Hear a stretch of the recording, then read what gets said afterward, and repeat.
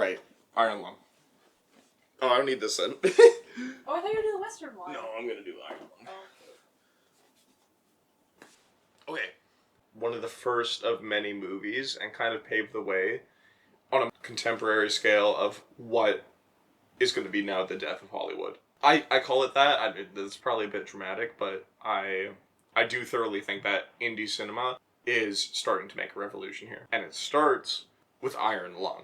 Iron Lung, for those who are living under a rock, is a film by Mark Edward Fishbach, Markiplier, on YouTube, who basically created this film, kind of an indie thriller, based entirely on like an 8-bit video game. Not 8-bit, but like very nostalgic video game with very bare bones on the lore, and the graphics and everything about it. It's like a nothing game. Not to demote the game, I just mean that it didn't have much to work with and he made a film out of it. He just liked the concept enough, I guess. And so what he does, he takes $8 million over the course of I think 2 years. He shot this film, put it in theaters, and it did excellent.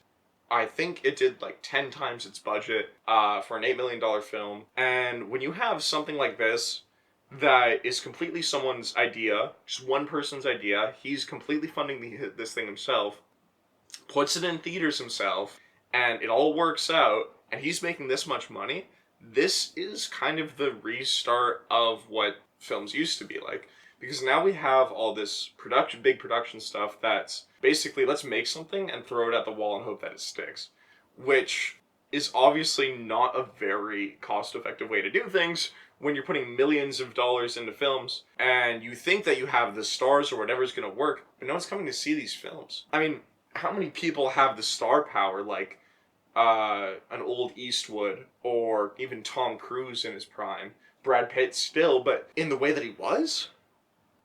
Or DiCaprio in the way that he was? No. So now what we're seeing is people who have a big following on an independent platform, such as YouTube, Instagram, TikTok, not really TikTok, but sure, whatever. These people who have big internet presences, and they have enough of a following and an audience that they put a movie in theaters, they know people are going to watch it. Mark obviously recently put his movie on YouTube because he knew that was where it was going to make money. If he put it on Prime or Tubi, I mean, he's been down that road with Edge of Sleep, and he knows when he has full control, he wants to make those business decisions, and in my opinion, it was a very smart take. As far as the film itself, I thought it was good. In all honesty, and I'm a Markiplier fan, it was okay. The film would not be what it was if it weren't for Markiplier and his long-standing YouTube presence. Otherwise, it would probably be just another lost indie horror film. I thought it was well done. I thought the effects were done, but it was still, here's one location, here's what we're gonna do. It's one guy, that's our star power, and it's the film. That's it. It's only as admirable as it is because it is completely independent and funded by him. I thought the translation between the idea from the game and the idea into a film was very good, especially taking the source material, which was so bare bones, and now creating something that's so fleshed out with story and characters. Worked out quite nice for him. I think that's kind of why it worked out quite nice, is because when you don't have something that's so outlined as a source material, it obviously works that you can interpret it as well as you'd like to. Which is why I also think the Backrooms is supposed to be very good. I've not seen it, but I plan to. We'll get to that in a second. All this being said, it was okay.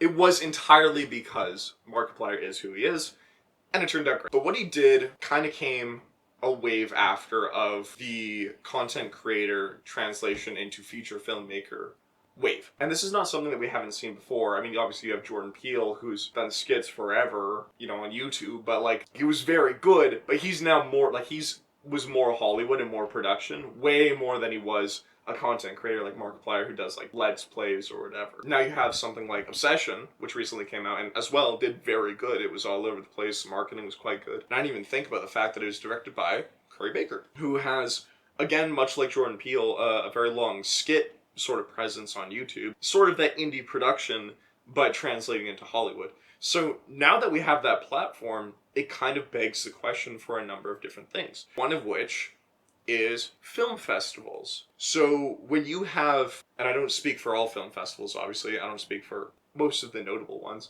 but when you have people who are submitting to festivals and putting money into festivals and doing all this crap for festivals, and they don't get in, and they're left with a film, what are they going to do with it? Well, now things have changed. Maybe the goal isn't to get into a festival and get that big industry recognition. Now maybe the goal is to just build an independent following. And then comes part two, independent distribution. It's less of a risk now to just put a film in theaters with your own money, given that you are Curry Baker or Markiplier or Jordan Peele with a lot of money from making films, because you know people will come and watch it. That's not a risk. Back in the day, if we didn't have YouTube or TikTok or Instagram and you didn't have that kind of following, where would your film go?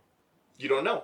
You throw it in theaters, people might not even look at it because they don't know who you are. People can know who you are now on the internet without having to be Hollywood. Brad Pitt. This is why I say it is the death of Hollywood. And I don't mean the death of Hollywood, really. What I really mean is the death of the traditional film path route. We've had content creators forever, as shallow or as sophisticated as they may be, but those who want to take it a step further and do the feature film thing, do an independent creation, like a feature film, now have the opportunity to do it, and it's less risk because of the audience that they built. Independent creators will become more and more popular as they can be more self-sufficient. They don't need to depend on these big distribution companies or production companies to do what they want. Especially when you're producing a film that is maybe $1 million film, and you don't even know how much you might make back, and you have to take this big risk of, oh, well, they'll give me $1 million to make this film, but if it only makes 500,000, I'm not seeing like a single cent of that in the money made. Whereas now, if you are completely your own man, you're covering your own gross, of course, and that sucks. In some ways, it is higher risk, but now at least you're retaining more of that money afterwards, which creates more of a presence if it is successful. Whereas if you're just meeting the margins on breaking the budget that they gave you, it might not be as notable. I don't think this idea is something new, though. This has been around for a very long time. You go all the way back and look at Elvis and Frank Sinatra. They were the stars of films, not because they're necessarily great actors. I think Sinatra is a good actor, but that aside. They were brought into these films because they were Hollywood. They were the big guys. So you had Elvis and Frank Sinatra, and now even on a contemporary context, someone like Tyler the Creator being in Marty Supreme, or Travis Scott in The Odyssey. These people don't mean anything to the film. There's probably much more qualified people to play these parts, but because they have their own brand and their own audiences, you know who's going to go see that? The Tyler the Creator fans, the Travis Scott fans, who maybe might not be interested in watching a film about a table tennis player or Greek mythology, but they'll see it now because Big Trav or Big Tyler the Creator is in these films. It works. It works. It's smart. But now, instead, what's cluing in is not the big companies saying, oh, let's just bring this guy in to make more money and bring more people in. Those people are going, oh, well, I'll just bring more people in if I just do my own thing, and I'll make money, probably more than what the company's paying me.